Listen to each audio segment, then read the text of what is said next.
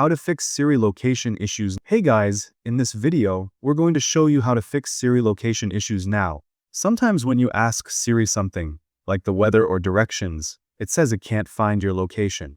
This usually happens after you update your iPhone or move to a new iOS version.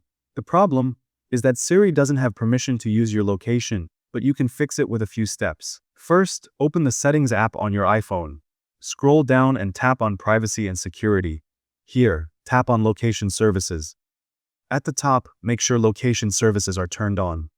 If it's off, just switch it on. Now scroll down until you see Siri in the list. Tap on it and check the options. If it's set to Never, that's why Siri can't tell where you are. Change it to While using the app so Siri can use your location when you ask something. If you prefer, you can also choose the option where Siri asks you before using your location. Next, go back to Settings and search for Siri in the search bar. Tap on Talk to Siri. Then tap on Siri or Hey Siri and turn it on so Siri will respond when you call it. Now try asking Siri again. It should be able to find your location and give you the right answer. Thank you guys so much for watching. I hope you got some value. See you at the next one.